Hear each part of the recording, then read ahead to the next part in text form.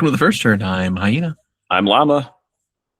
Today we're recording a little late here for this week, just because we've got convention malaise. Fatigue, jet lag, whatever. Just coming back from it. It was a really good time. Adepticon's over, obviously. Did not disappoint. Obviously, like having a new location, we're still a little disoriented with it being in Milwaukee. So there was some exploration that was done and getting used to it, that kind of thing. But still a great time. Talking about the beginning, the GW preview was fantastic. Yeah. We gave our thoughts of what we might have seen last week, and how do you think we did? What's interesting is some of the things we expected. The 40K 11th edition announcement, but that wasn't a surprise. I think the whole internet was expecting that. So our prediction, I guess, wasn't uncanny, but it still didn't disappoint. The announcement of Armageddon, which will still be in this edition, leading into 11th, didn't disappoint either. We have some thoughts on that. There were technical difficulties as far as how the program ran, but once they got over that, it was fine. Cities of Sigmar, you had predicted that we would see that you predicted mostly that we would see the announcement of that box set we've heard about of Cities versus Skaven.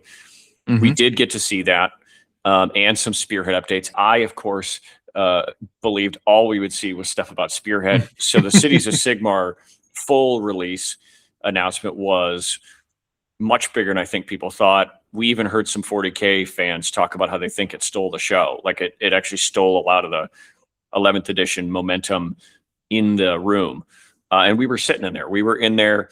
We sat on the Blood Angel side because they did that little divide when you come in, and you either chose to sit with the Orcs or the Blood Angels. And I chose Blood Angels simply because I will never in my hobby life ever shout WOG for any reason whatsoever. Mm-hmm. So that's why I chose. Shame, because I like the Orc models. I really love the aesthetic. Yeah.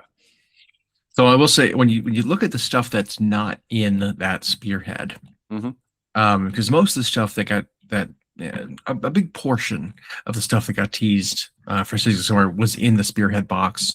That included a new Battle Priest, a new named character from, it looks like an Anvil Guard character. That I don't remember if you remember in the story, but Anvil Guard fell. That was the Dark Elf city. Yep. So he is a remnant, I think, of Anvil Guard. He's got a Kraken symbol on his lapel. The models that come in that Spearhead are all new ones, and there was that plus other stuff, right? So that stuff will be available on its own, but it will also be in that Spearhead box.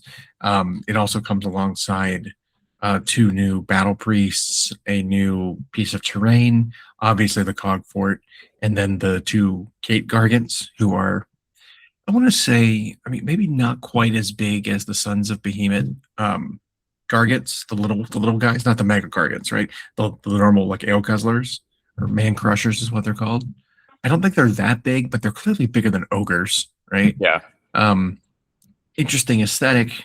Definitely modernized and updated, but not out of place. It is interesting having them in cities as opposed to their respective armies that they're from, right? I think they work. It shows that the Gargants, I think, kind of like the Ogroid race. It's clear that there's not just one unifying realm and race, and they all do the same thing. They're maybe they disagree with their home faction. Maybe they've been displaced. Maybe they're mercenaries for hire. Whatever the reason is, it's kind of neat to see them joining, along with some ogres, joining the human faction to give them. But it's still all very humanoid, obviously, in its feel. Right. But yeah, those I didn't expect, because we had heard something about Cities of Sigmar Gargants, but didn't know what that would look like. And then we get that 2-man kit. And then the last thing we got is another, like, a named wizard riding a really weird monster. So yeah, and for the first time, they didn't decide to put the weird cavalry monster in Stormcast. They didn't just default put it. Yeah. They gave it to someone else. I think the whole Concord thing was mostly a win for everybody. Oh yeah. Because it does make this big, cool new centerpiece model that has a lot of potential to be converted into different aesthetics, different Oh armies, yeah. that kind of thing. For every army, right? So everyone can use one. Well, and they even said something about there's going to be a way for people to buy it, like a Regiment of Renown type thing. Exactly. And it'll be pretty much any faction. So think of, not only is it a massive centerpiece kit, it looks like it's one of their larger, top 5% plastic kits in terms of its size. It will have so many. It not only has a lot of options within the kit, it will have so many ways for orc players to convert it into something, chaos players to convert it into something. Yeah, so that, I think that's going to be a big success piece because it will touch more hands than just one army. There was still rumored that they were going to get some sort of piece of terrain, like a fortification. They're getting something, but it wasn't what we heard at all. It was very different. So this is basically just a monument to the success of the Dawnbringer Crusades. It's like a remembrance of the fallen kind of like temple kind of thing, and so it provides some benefits nearby it, but it's definitely not like, doesn't shoot lasers out of its eyes or something, Yeah, and if we're to go through some of the other games we don't know as much about before we sink our teeth deeper in this, where we're like Middle Earth, they showed new plastic Riders of Rohan.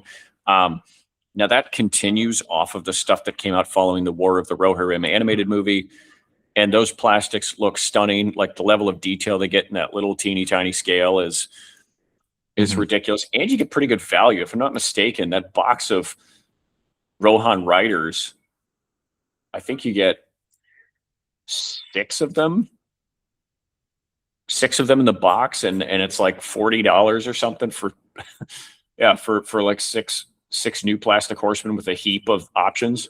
But yeah, I don't know what's going on in Middle Earth. I went up and down an escalator with someone who had their Middle Earth army. They were playing in a tournament, and it seems like it's got good rules, and people say it doesn't get fudged with too much, probably because of the licensure, and like Middle Earth has to have a certain look and feel to it. But hear good things about the game. Underworld's got a new warband. Again, I don't know what the state of that game is, but they seem to keep pushing it. It seems to still find success. The fact you only need one box to play, and then you deck build. And what were these? This is another part of the Wind Temple of Lumineth. Yeah. So those are like the you see like the fox motifs and stuff all over them. The Wind Temple. They're the archers. I mean, Lumineth's only gotten a couple war bands. This is not many for them. I love the aesthetic. I mean, obviously the attention is stolen by the little critter, It is. As always, the little wind fox. Everyone liked the look of the archers and the guy with the spear and the lantern, and you got the spellcaster, and then that fox came up, and you heard everyone in the room just kind of gush a bit because it's like, oh, you get this cute, fantastical animal, which again, I think Age of Sigmar touches more than any of their other universes. Like these very fanciful creatures of fantasy that still resemble something that we can associate with, like a fox, no, that little critter. I think you're going to see a pop up all over the place. Yep. And Underworld's warbands aren't expensive to buy, to just get a box of, whatever.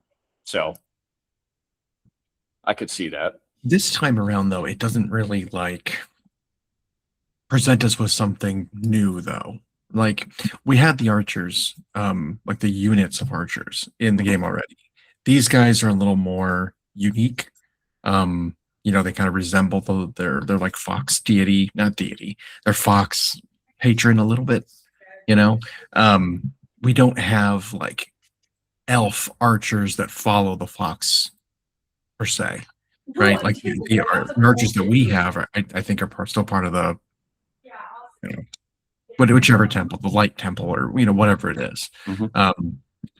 These guys look very much, they look very wood elf. They look very like rangery.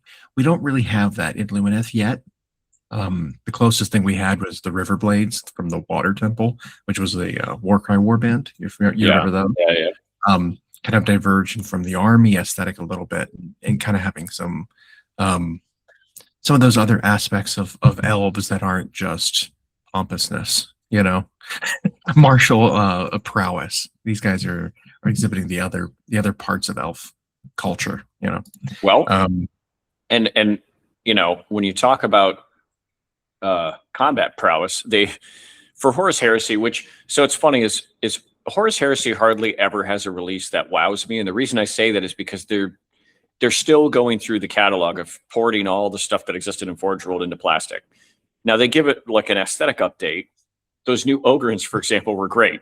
The big melee get up and punch and squeeze things, Ogrins in plastic. mhm. Glad for you guys who really wanted those. The weapons batteries are moving over to plastic. Those were impossible to get. They used to have 40K rules, and everybody wanted the mortars or the rapier laser destroyer, and you couldn't get them. Here they are now in plastic, but they're probably only going to have 30K rules now, which I'm fine with. So all of those come in, and then they're doing a new variant of the Spartan, I believe, right? Like the Mhm. yes. So yay, all that stuff in plastic for you. Didn't really matter. One of the things that I ended up surprised by was the Kill Team update, which they're continuing on this way to play the game where a kill team fights against some big monster. And it's like that. They did that with the Catan Shard of the Nightbringer, and a whole new way to play where you've got like this mission where your unit has to find a way to survive or even kill this big thing. And they continue that with the release of the Red Terror. Obviously, I'm a little biased because longtime Tyranids fan. The Red Terror, even the original model when it came out in 3rd edition, I always thought looked derpy.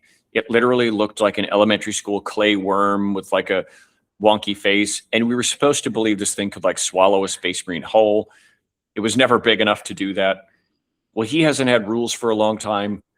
Definitely hasn't had an updated model in a long time. We heard some murmurings about this over the months, and now they show this off, and the model looks spectacular. It really does. Just like Yeah, I think it's. I'm looking at it right now, and it's yeah, got so many like design elements from older kits that have been updated recently, and it's got like it like he looks old. You know what I mean? You Like know he what I doesn't was look like thinking a about? fresh bug. They managed to like so we saw with 10th edition Tyranids got an aesthetic update. They still look and feel Tyranids, but they packed more detail into the chitin. They made the shapes better, more snaky and fluid, and but strong where it needed to be, and teeth and everything looks better. And so now you're looking at models from like 6th, 7th edition. They're like, oh no, I think those need to be. And I've got my thoughts on. I think they're going to update the Tyranid Warriors kit soon, but that's another. But this kit, they not only made him look so aggressive, he does have some of the modern design elements where curves are curvy, sharp edges are sharper, lots of ticking, clicking detail in between. But his movement doesn't look unnatural, which GW has screwed up before, making something aggressive look natural. This looks natural where you see his body curled up on himself, because they've got a picture on the website now that says Terror on Devlin. So they've clarified the Red Terror may or may not still exist in the 40K universe. This is from a historical battle.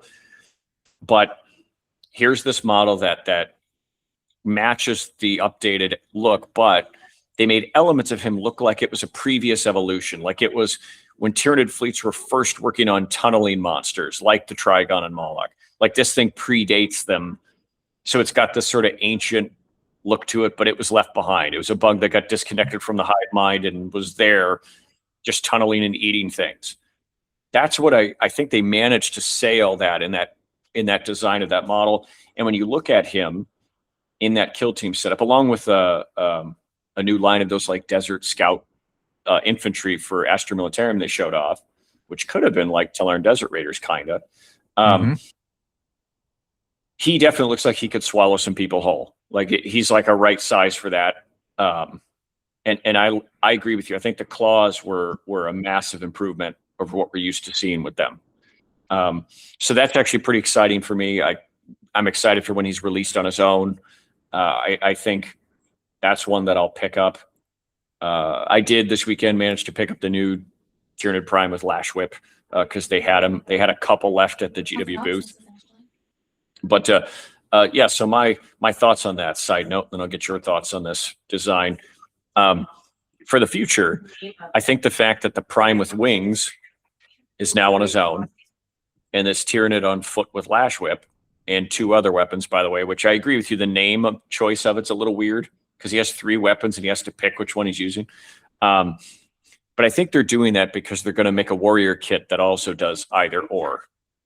They're going to make a warrior kit that flies and a warrior kit that's on the ground. And then they might even give us a Prime that has a lot of guns to go with warriors that have guns. Like, I think they might make them pseudo lieutenant. They'll attach to specific warrior groups or other types of infantry. Because right now the winged one basically attaches to gargoyles, which they don't match him at all, or he attaches to stuff that can't move as fast as he does. So I don't know. I think they're eventually going to give us a new warrior kit. Yeah, I think we had kind of predicted that a little bit, and I still think we're on track for that. What do you think about the other stuff we saw for 40K, like the orcs? The fact that we really didn't see any. Yeah, so I think one of the unique things about their 11th edition preview is they handled it one way similar and one way very different than what we're used to the last few editions of both games. So they gave us a trailer that's very high quality. I like the production value of these trailers. They're fun to watch. And it's basically a showcase of telling you what's coming. And they do the bigger fish kind of thing where something always... And they did that and then didn't choose to show us what any of these models are going to look like outside of the animation. That was different. They usually then show off the starter box contents. Now that may be coming soon. And we can obviously get an idea from the video stills that people have been posting online what's coming. But yeah, they didn't really show us specifically. They showed us, yeah, you're getting new Orc Boys and new Intercessors. But by the way, here's just one of each. Now, I did learn when I opened my free packs that I got a different Orc Boy and a different Marine than the ones they showed us. Interesting. So my Marine came with Whisker helmet instead of Rebreather helmet. And he came with like a more standard bolt gun pose instead of the bolt gun up with a clip or whatever that is in his other hand. And then my Orc Boy, instead of that sort of axe down slug up, had like more of a standard Choppa sword. So there might have been a couple of different versions. It also was on the sort of commemorative model style sprue instead of the standard trapezoidal sprue. So who knows? Either way, what I've heard is that the ones in the starter box are essentially going to be push fit. And then each of those, the Marines and the Orc Boys, are going to have standalone box sets that are going to be packed, just jam-packed with bits. So I'll say this, the aesthetic of the Orc Boy, the Marines look great. The Marines, somehow every time they refresh Marines, they look better. And these combine elements of the Primaris and then old stuff, and they're kind of giving people the best of both worlds. The Orc Boy aesthetic, I thought, looked phenomenal. For one, they no longer have these really goofy eggshell teeth smiling faces. Their heads are appropriately sized to their body. The musculature is what I thought was the biggest improvement. So they designed them to be it looks like very shoulder and neck heavy for the orcs, which I think added a brutish element instead of just making them like gorilla torso, stunty legs. They leaned into like the traps in the shoulders being big. And the hands don't seem so oversized. They're scaled a little better. And again, I think the crooked scarred mouths look better than the big, always open like this, cartoony round teeth. I just think the aesthetic of the orcs sharpened itself to look much more brutal, much more grimdark brutal, and not as goofy.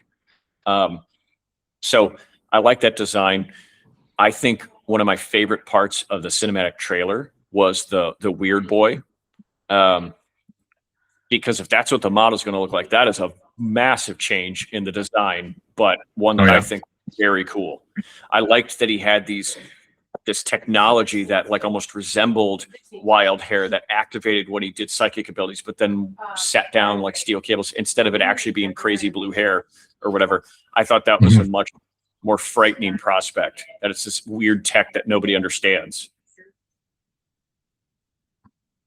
Yeah, it's wild. But it's kind of a natural progression of their aesthetic, right? Like it still feels very much the same.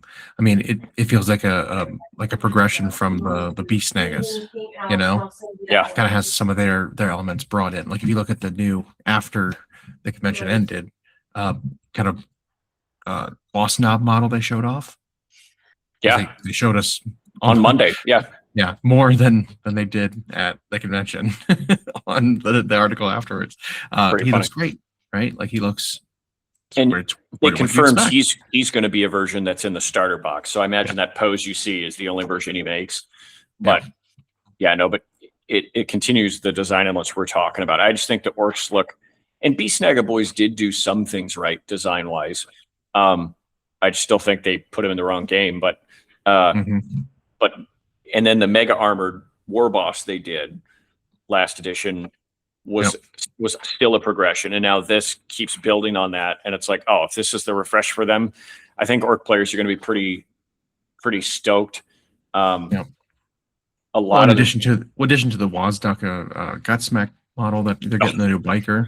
Oh yeah, you know. By the way, that which again feels weird to release him on his own. My expectation is that there will be bikes in that starter box that maybe they didn't show us. I mean, obviously the trailer didn't show it, but they didn't show a lot in the trailer. What did they show? A weird boy and a walker. That walker thing that was like quadrupedal. Yeah. And then boys and a boss. And so it's like, they can't be all that's in the orc side of that box. You know, there's got to be more in there. So, you know, people were talking about war gear specifically, and you'll notice that walker they made, which people were trying to speculate what that was it mechanical? Was there a beast under it? Is it like a new Meccano Squigoth, or going to have a totally new name? Whatever the case may be, it looked cool, and it's going to have some sort of force field because it got hit by something and a big green bubble appeared around it. So either standing near a weird boy is going to give you a shield, or it's going to have one of its own baked in. But there's an idea of how to pick up on some of the tech and war gear that'll be there.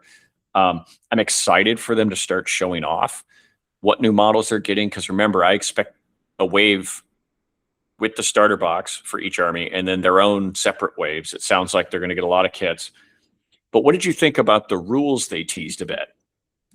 I think it was pretty positive. I mean, they kind of brought up the fact that there's a couple of weak points in the rules that that can definitely be improved upon. We'll see how it actually gets implemented. I think the description of the changes wasn't super promising, but at least they're thinking about it. I mean, those two things we're talking about are like leaders as a idea, and then terrain / objectives being kind of a weak point in the game. One of the big things they were trying to hammer home in the preview was like, hey, no more circles. It's like, what do you mean? Like, how is that possible? And did you hear? You have to control something, right? There's a circle around that thing that determines the area that you control. It's usually the area, the range, right? How can you not have circles? You have to be standing on a thing in order to benefit from it, right? Yeah, and that just kind of creates an oblong, weird, not circle. Well, know? Yeah, not only that, but the circles and anything like that. Now, granted, I don't want my tabletop to look like what War Machine did in 2.0 or whatever it was, where there's more tokens and markers and flat cutout mouse pads than there are minis on the board. But like, but circles gave you this unquestioned, like, this is the range of an objective. You never had questions about it. The only thing you had questions on was verbiage of something saying within or wholly within, and that usually you could figure out. But like, when they said no more circles, it was the first instance during the preview event where the crowd audibly had a mixed reaction.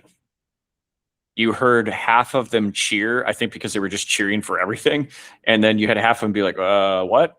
Like, so And so then when they defined, we're going to make the scenery, like the terrain pieces are going to be your, or a crate or a beacon or something. These pieces of terrain are going to be your objective markers. Well, we see some of that to a degree in Age of Sigmar, where the scenery is, there's less of it on the table, but each of them is kind of important, that they do something. In 40K though, like terrain is pretty thick. And I know they want scenery to not just be some crappy cardboard or foam board L-shaped things anymore. But I do believe in terrain parity for balance. But how are you going to now make it the objectives without them being really weird shaped or non-standard across not only multiple events, but multiple tables within the same event? Mm-hmm. So if I go to table 1 and I've got this piece that's long and that's the objective, and I go to the next game and it's on something like this, like one might benefit my army and one doesn't. I don't know if they've got that plan. They had to be very vague with their details when they were describing rules. They didn't show us pictures of unit cards or anything like that. They didn't show us official rules text boxes. And I'm sure that's why they avoided some sort of Q&A, is they can only say so much right now. Right. So I agree with you. I think that's a little murky. One that I liked the sound of up front was this idea that they wanted to reduce the impact of Alpha Strike in 40K. Now, it's a game that I don't think can just switch to truly alternating activations on a unit-by-unit basis like you can do with smaller games. I think the way they try to make heroes and units interact, that would be the problem. Also, then wouldn't you just always take more units so you get more activations? And so that'd be something too easy to game, and that's how 40K players think at the tournament level. So I think they were trying to how can we reduce the impact of Alpha Strike? Well, they've tried it a number of ways by giving people turn 1 cover bonuses. They tried to make scoring more important than killing, but they went another step here, it sounds like. It sounds like now, although we need to know more, if your unit has not fired in the shooting phase, and or they're hidden, maybe is what it sounds like, then they can't be shot at, period, unless they're within like 15 inches of the firing unit. So it's like, it's discouraging to stand as max range as possible and kill a third of an opponent's army from afar before playing the game, and now makes it so you've got to get up there and start doing things before the interaction really happens. That creates more of a turn 3, 4 Alpha Strike instead of turn 1. Right. If that's what you got out of it. I'm kind of thinking of, I mean, obviously there will be some, there has to be exceptions, right? Like if you've got Imperial Knights on the board, they're not hidden because you're 15 inches away. They're as tall as a building, right? Stuff like that, right? There'll be exceptions. But because the kind of way they said it in the article afterwards was specifically like, oh, some things can stay hidden until they shoot, kind of thing. Scout units and lurkers and things like that. But I also think it's like, I think of it more like War Machine, like you said, Mark II.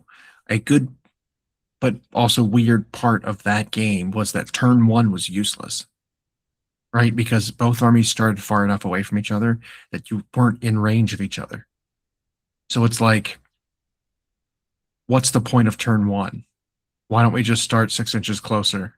Yeah, you know what I mean? Like, there was a little bit of that where it's like, well, I mean, I get that, like, turn 1 is basically just our setup, right? Like, we set up our armies, then we have a turn where we don't interact with each other. We get our guys in the position turn 1. Does the game really start on turn 2? When we start actually moving into range and shooting? It's a little weird. Like, it kind of slows the game down, but it also makes the game, in terms of turns, last longer. So it's, I don't know. It's an interesting change. I really want to see, how it actually changes things, because you have things like strategic reserves and drop pods and stuff like that happen later in the game. Well, if first turn is basically just setup, second turn is when the game starts, that means your effective first turn, which is turn 2, will now have your infiltrating units and your deep striking units and your terminators coming into the battle, like right away when the game starts, basically. Mm-hmm. It's interesting. We'll see if that continues and they maintain those kinds of rules. Um, it's a new edition, so anything's possible to change. So we'll see. I don't know. I think it's hopeful. I think it's positive because there have been a lot of games, especially older editions, where you're just like, I can't hide. The buildings don't let me to hide anything, and like half your army dies at the beginning of the game, and you're like, all right, well, I'm done. Well, yeah, I don't have enough. and You the know, I don't know if the lethality at range, and what I mean is like the firepower output stats. I don't think that will go down. right?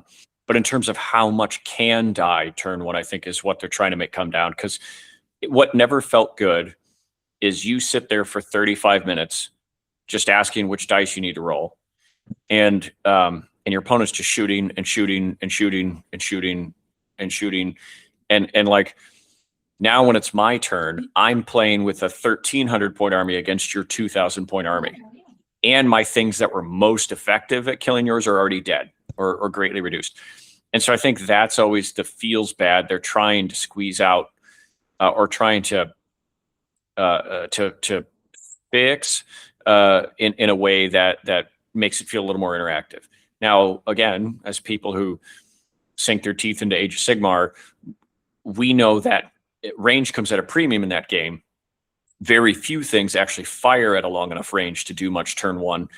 And then the firepower is rarely that impactful. Like you might have one gun on a great big expensive thing that does a lot, but that's one gun on a great big expensive thing. And a lot of stuff can be tagged in Age of Sigmar to make the shooting far less effective. They try to make everything in that game happen at like 18 inches in. And so you have a turn one that's mostly setup, mostly prep, maybe a little bit of shooting, and then everything happens and it happens fast. And so we watched championship level events where the round ends and there are 0 people still playing. They finished their games with 10 minutes to go. Whereas in 40K, you can have games where there's still 8 tables playing when the round comes to an end. In fact, I think in 8th edition, everyone was still playing when the round came to the end because the game was so long. Yeah. You'd be lucky to make it to turn 4. Like that's how long the games were. Yeah, and while quick play has become something that's like agreed upon loosely between very experienced players who can kind of tell what's going to happen, and so you'll even see that on the streams at the Warhammer Opens. You get 2 high-level players who play games nonstop, week in, week out. They're on the ITC circuit, and so they get to like turn 3 and they just talk out the rest of the game. But you need rules in a game that allow the game itself to be played a little faster, I think, than that. Of people having a house rule to play it faster.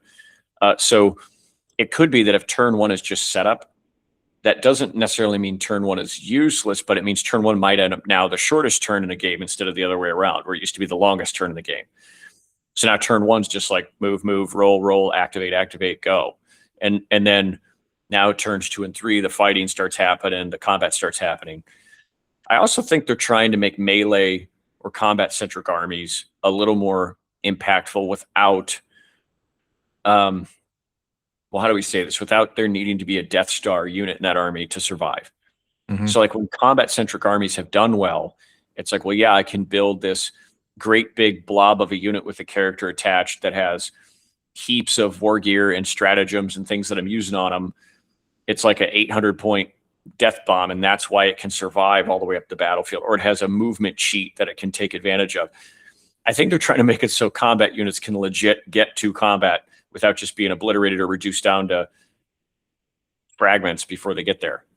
Well, it's funny that you bring that up too, because those are 2 of the other changes they were making was to characters needing to be basically a unit upgrade. You buy a character and attach it to a unit during unit creation, during army creation, which means you don't have the flexibility of attaching it to whatever unit you need to for the game. You have to decide early.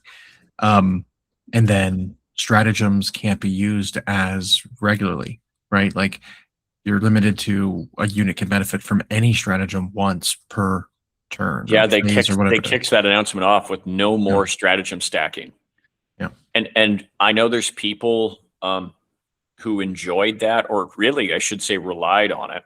There were entire lists at the highest level of competition that weren't built around an army that had good rules or around units having correct stats. It was just because there were like 3 stratagems they could stack that made one unit so powerful that that army had play. And Mhm. I remember there were eras where like Custodes went through that, where it's like, well, this one unit you stack 4 stratagems on and it becomes unkillable, kills everything, and then gets to repeat.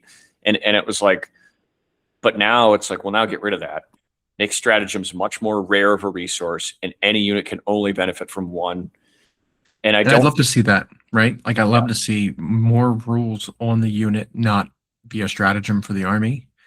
yep, Make them, take a page out of Age of Sigmar's book and make it this rule is usable once per turn army. Like one unit can activate this basically as a stratagem. Make lots more abilities like that, right?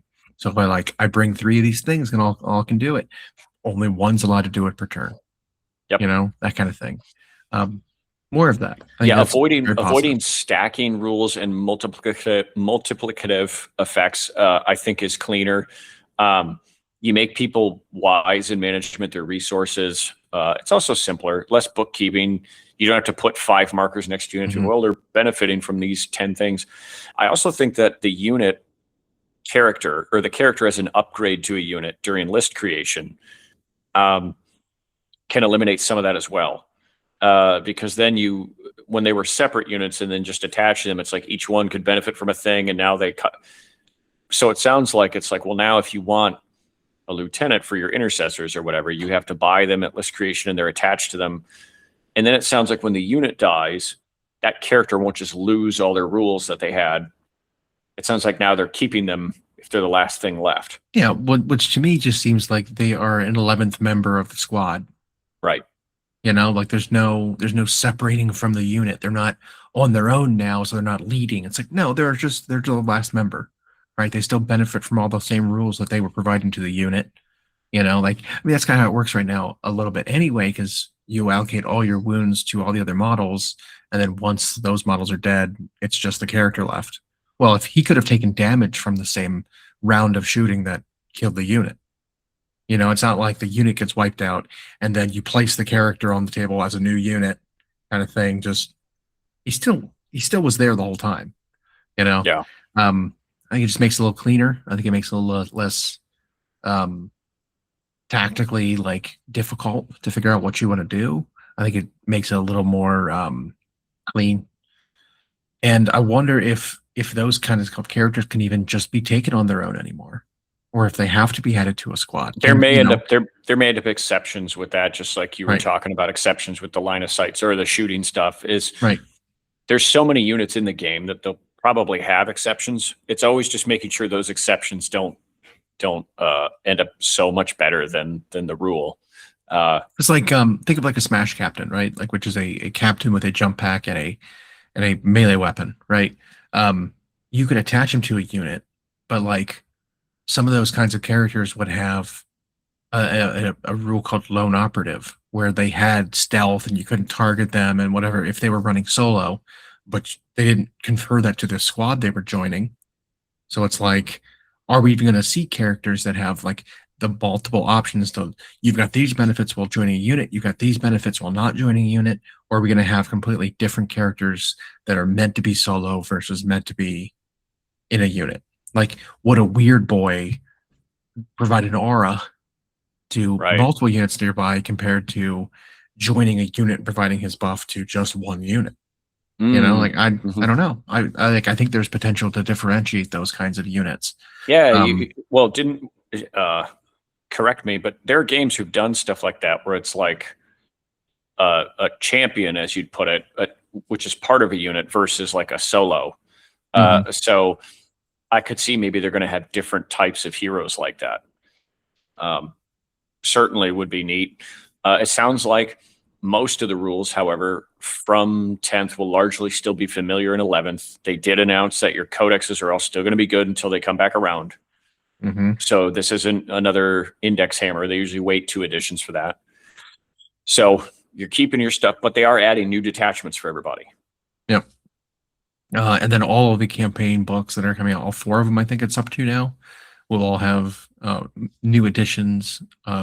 Plus, I'm sure they'll rework a whole bunch of stuff. So, yeah, we'll see.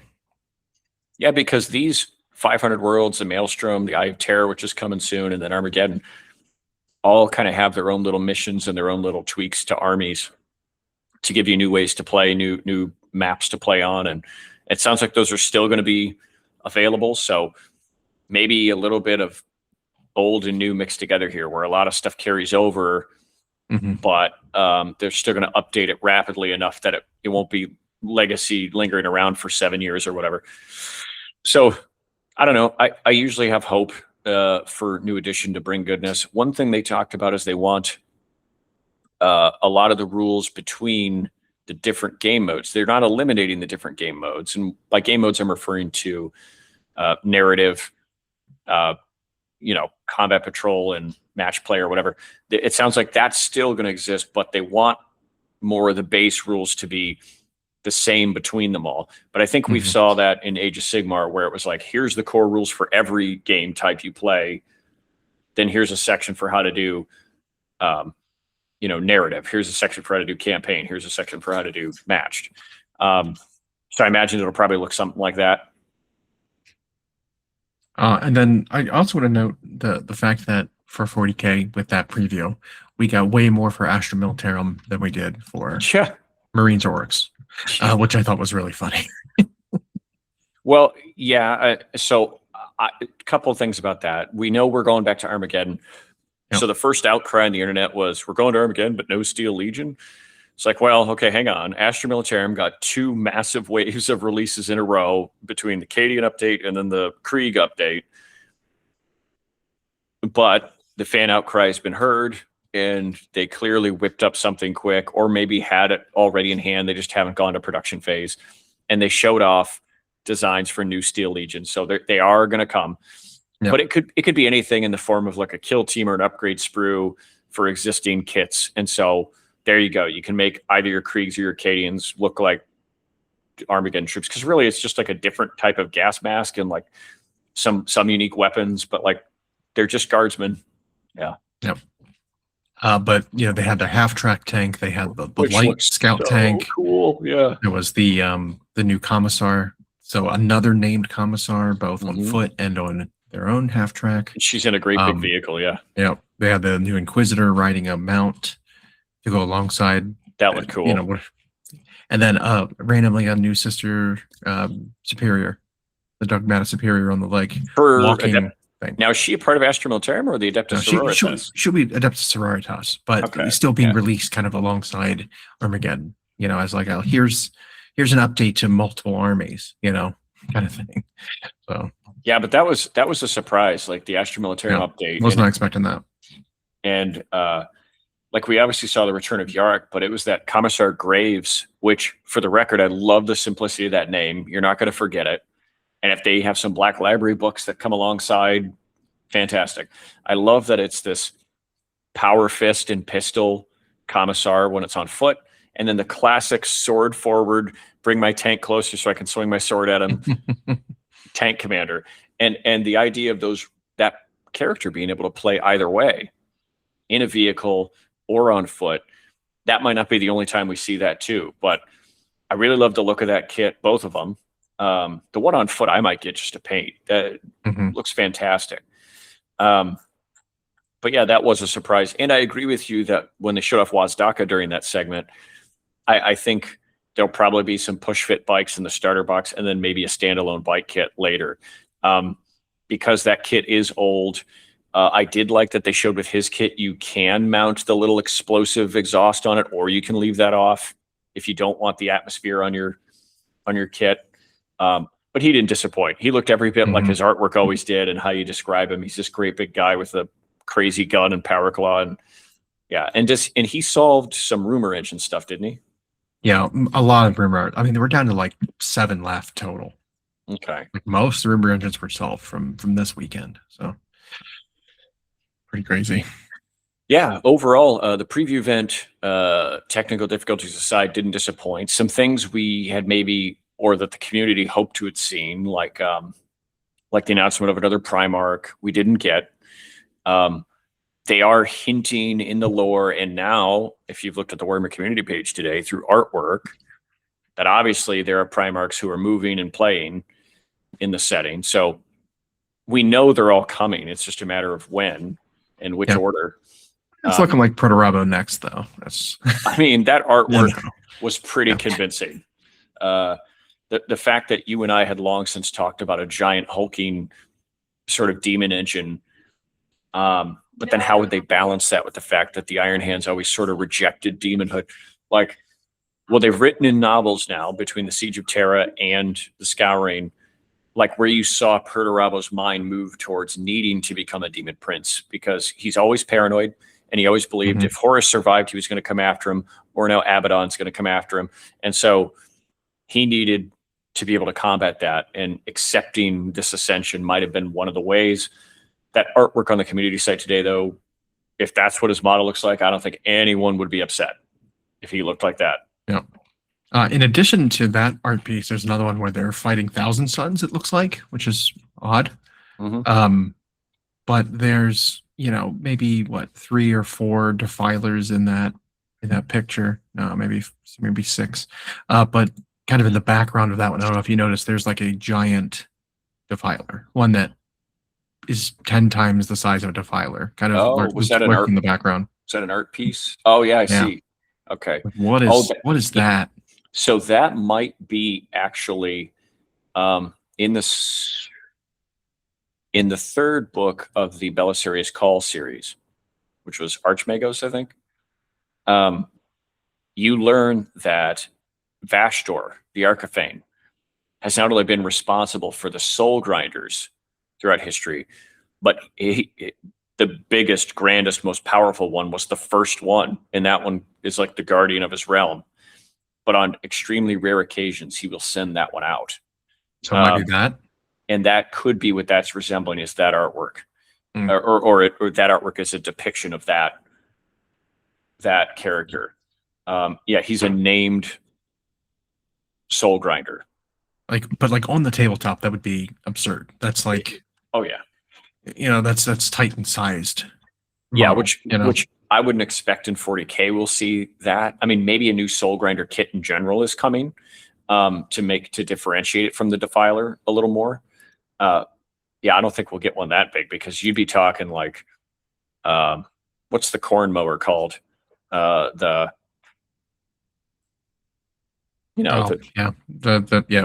corn tractor.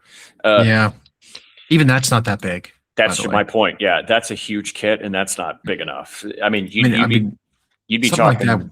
We're talking like Titan size, possibly. Exactly. Yeah. I mean, maybe if they do a maybe even bigger than that. Like, what's the big Titan? The Warlord. The Warlord size. Imperator, which is even bigger. Yeah.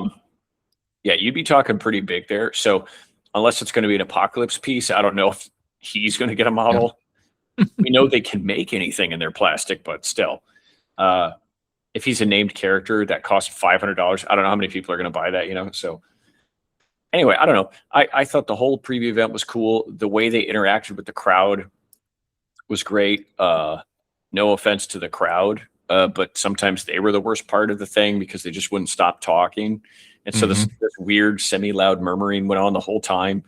But Eddie and Adam were great as always. They have their banter. Adam does most of the talking. I think Eddie's just a little bit wittier, but it's great when they're up there doing their thing. They need each other, And so overall, it was great. And of course, they gave us a free gift in the form of T-shirts, and then a little of the new Marine / Orc Boy in a pack. You got one of each in the pack. So, so a nice little benefit for actually showing up.